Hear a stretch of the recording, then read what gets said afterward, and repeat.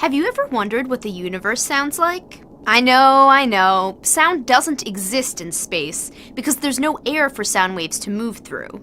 But there are signals we can translate into audio form. So what if we've replaced our ears with more sensitive instruments? Let's start close to home.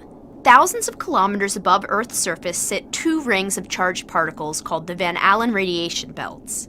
Disturbances in the radiation belts create the radio waves known as chorus. We can detect chorus on Earth, but NASA's radiation belt storm probes, launched in 2012, are much closer to the belts, which help them nab this incredibly clear recording.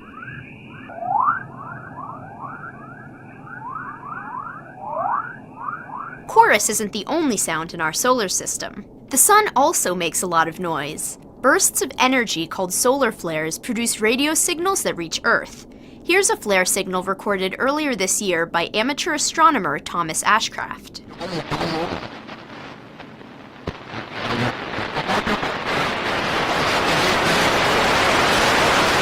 And what about coronal mass ejection? Massive amounts of charged particles that go flying off the sun at 200 to 1,000 kilometers per second. As these particles ping into spacecraft and other orbiting instruments, they pick up a signal that sounds like this.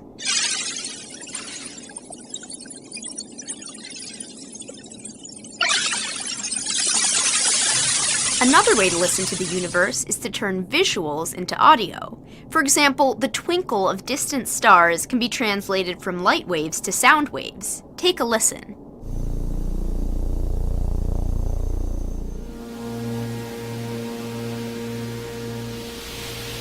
Based on a star's music, researchers can calculate its size and speed of rotation.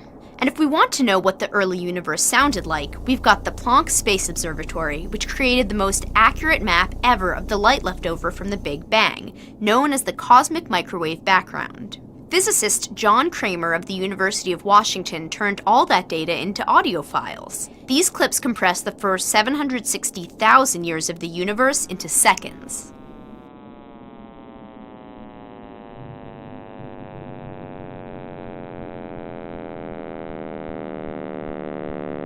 You can hear the intensity of the cosmic microwave background increasing and decreasing. As the universe expands and stretches, the pitch gets lower and lower.